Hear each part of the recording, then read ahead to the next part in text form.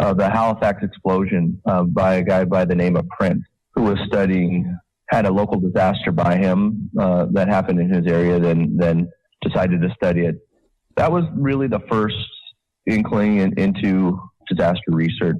But the real progress came probably in the 1950s with, these are familiar names with anybody that follows emergency management, with E.L. Corantelli and Russell Dines. They really started doing military studies, looking at the effects of how disaster types or wartime type scenarios, how the citizens might be impacted or react to wartime scenarios. And that really laid the foundation of emergency management and disaster research. Of course, yeah, that type of research kind of laid that. Michael, you're breaking up just a little bit. Oh, sorry. Let me move everything a little bit closer to me and see if that works better. That really laid down. That was kind of the first. So Corantelli, Dines, they were really what we would consider the first generation academic emergency management or disaster researchers. Gilbert White, you got to throw Gilbert White in there as well. Joe Scanlon and a couple others.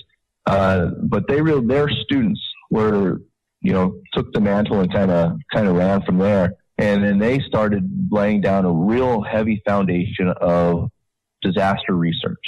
And those are people like Dennis Milletti. Oh, shoot. Of course, you put me on the spot and the names don't come to me right away. But Thomas Drayback, those type of folks. And of course, then they had, some students that third generation. And a lot of things happened in between the second generation where they were doing all sorts of research out there and whatnot. You probably talked about Kay Goss and FEMA Higher Education on your show probably many times. Mm-hmm. And that was really the start, in my opinion, of emergency management as an academic program. What was going on at the time is we had this layer or this foundation of research that was out there, but it really wasn't being applied in disaster situations. We were really just utilizing maybe best practices, or there wasn't a unified body of knowledge out there. And so Kay Goss was really the spearhead of the maturation between creating academic programs and making the creation of those academic programs that emergency managers could come learn about those foundations out there, then apply them in the real world. And that was the start of the emergency management programs in that. And of course, given where the research had lied, mainly in that sociology field, it was only, natural that sociology kind of took the mantle, if you will, and created those first programs. Kick ahead 10 years after 1994 when that first program came in, well, then you had 9/11 come in, and then, of course, a lot of focus came on the field. And just like it did in the practical field, in the academic field, it kind of laid in the, I don't want to say criminal side, but more that law enforcement side. That's the way I should say it, that law enforcement side. So then we started seeing a lot of emergency management programs laying in criminal justice field. Of course, we always had the sociology field, and then, of course, the geology field. Gilbert White, I should have probably mentioned him back in the day as well. But that's why we started getting to where we were. But there's an important thing that I think that the listeners have to understand. That first generation laid that foundation down. That second generation of emergency managers, they really did the yeoman work there of getting out and doing the research. That research has continued. That third generation, or what I call that third generation of emergency managers, are those ones that are being educated in the programs by emergency management faculty. And that's really where we're going. And that's really what you were saying. I have to credit and I have to give a shout out to my alma mater, North Dakota State University, where they were really recognized as having the first degree program in emergency management at the PhD level. And once we started seeing those PhD emergency managers come out, those scattered fields that you were talking about, they started being filled up with professors that actually have a degree in emergency management. And now we've seen the consolidation of degrees, in emergency management, true programs flourish. So there's a long answer to a very complicated question. It's very true. So, Dr. Hillman, No, like you, my background is public administration, education-wise, and I moved into emergency management. How do you see the transition for people like me with my public administration background into the more academic side of with emergency management? Well, I think the public administration side definitely lays a good foundation in understanding complex bureaucracies and how organizations in general work. And having that understanding from an academic and professional side prepares you for dealing with what you're going to face once you're in the field. Because something that seems simple to a civilian or someone in the private sector would all of a sudden become very complicated. And having that understanding of what you're dealing with is quite helpful. And therefore, you've already gotten half the battle won. So now it's just the focus on what the research actually says in emergency management and how to apply that research. So I think it's an easy transition, and you should have no problem with transitioning from that. And I actually think you'll bring something to the table that others may not have, because the complexities of our all different layers of our government work is important, because what you see is a lot of times that fight for jurisdiction in a disaster, whether it's the federal agents will come in, FEMA exact to be precise, and want to take over something that the state may be handling or the city would be handling. And then the back and forth and the tussle could often affect people's lives. And understanding how to navigate those bureaucracies, I think, puts you at a little bit of an advantage over individuals that weren't trained that way. Kind of following up on that, one of the things I've seen specifically in the West Coast is the emergency manager, the position, sits in a whole bunch of different places. In a city that I used to live in, it's the city, the emergency manager actually was part of the human resources department. And then you have them in public works, and the fire department, and the police department. Some work directly for the city manager, while some work for the CEO's office. Where do you see a good fit for the role of the true emergency manager now that we're moving into that generation? Absent being able to create an entire department of emergency management, I like it sitting in public safety. And the reason why I say that is the individuals that are working direct in public safety often get the first notifications of anything that's happening, and they're more connected to the local law enforcement, to state level law enforcement. They get national feed and information. So I think that's the first place that I would put emergency managers if I couldn't just create a separate department to house them. One of the things I noticed, and this has happened to me when I worked, and I still do for that matter, work in emergency management in the police department, is I have tended over the years to shift from just emergency management type stuff to a lot of law enforcement centric side of the house. And I have to force myself to stop thinking in that mindset, and I see some of my partners that are in the fire department.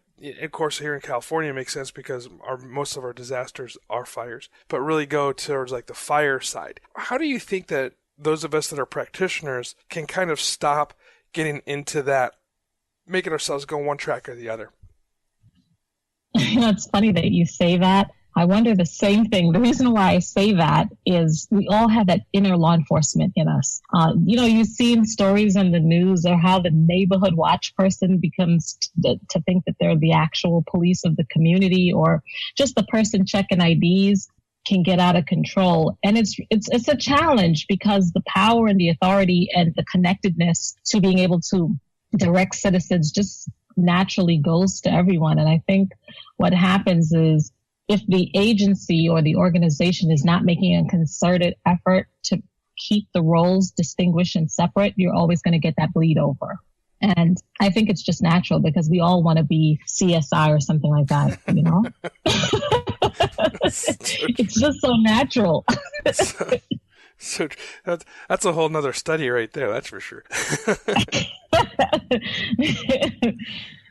Yeah, I mean, I do see. I think sometimes though it's driven also by the command structure, right? Because that's kind of what, like my chief, for instance, and obviously he is, chief, and he sees safety in realistically the command and control of law enforcement, and then obviously when you're in the fire department, you see the safety portion in the idea of fire prevention, and that type of stuff. What I did do like here, and this is one of the things that we do in California, in Orange County, California, really well, is we get together once a month and we talk to each other as emergency managers and really get best practices and do a lot of mutual aid, if you will, training and discussions, and really work in that EM space there. And I think that's part of it as well, as keeps us not in that silo, And I think as emergency managers in other places, I really highly recommend to get out and talk to, if not through organizations like IAEM or your local emergency management organization or associations, that you really should reach out to your other EMs and converse with people that are in the same space as you, because, sitting around one group of people, you're going to start going with that mindset. So let's go a little bit to the academic side of stuff. What do you guys look at when you're looking for someone to go into a PhD program? Who would you recommend that you would recruit to come into a program like that? Are you gearing that question towards me or to Dr. Kemp? Either one, whoever wants to take it. Can you guys hear me? Yeah, I got you. Oh, okay, there I was. Okay, sorry, I was talking. It really depends on what is the goal of the student. At Capella, we call our students learners, but it really depends on what is the goal. That's the conversation I always have first. Why are you going into that field? Why are you going into it at the doctorate level? And the reasons are usually the same. There's a certain percentage of people that their lifelong goal was to attain that highest degree possible, and they're going into it for those purposes. And that's great. The other reason is that people are looking to go into that degree because at some point in their career, maybe now or maybe a little bit later, they want to teach in a university setting. And then the third reason is people are extremely interested in the research side of the house, and they want to come in and, get the skills, get the credential, get the criteria down, that so when they do, they know how to research, and when they do research, that people are going to take them seriously. And those are the real reasons. So once you understand what is your reason to go into it, then it's as simple as starting to look at, okay, are you ready to make the time commitment, and kind of go down those and type of questions and make sure that person is ready to take on that commitment. Because, taking on a doctorate degree is not an easy task. If it was an easy task, as they say, everybody would have a doctorate degree.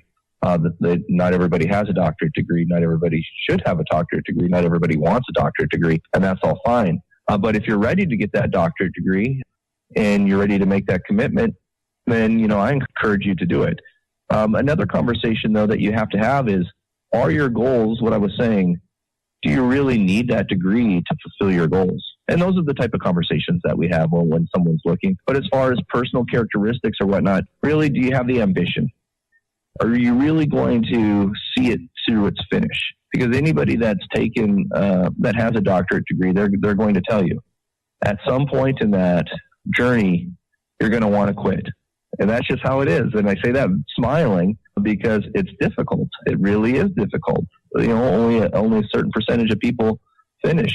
So if your goals line up where you need that degree to further your career or to fulfill that lifelong goal of that, absolutely. Then are you ready to make that commitment? At least that's what I say. And of course, you ask this question to anybody that's obtained the degree, and you're going to get a thousand different answers. But Charlene, I don't know if you have anything you'd want to add to that.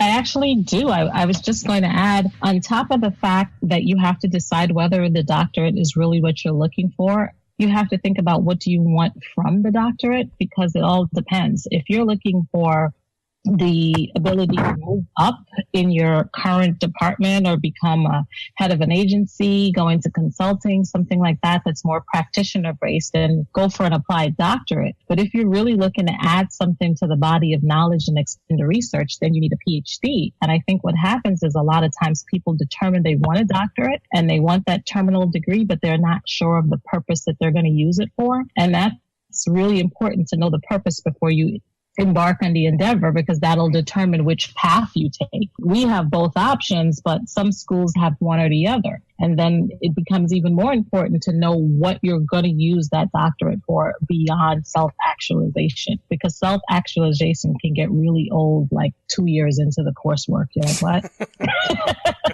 what? I'm feeling so bad about myself right now. So it's so important to have a desire beyond self-actualization. I tell people that all the time. You don't go down that doctorate path just because you want to feel really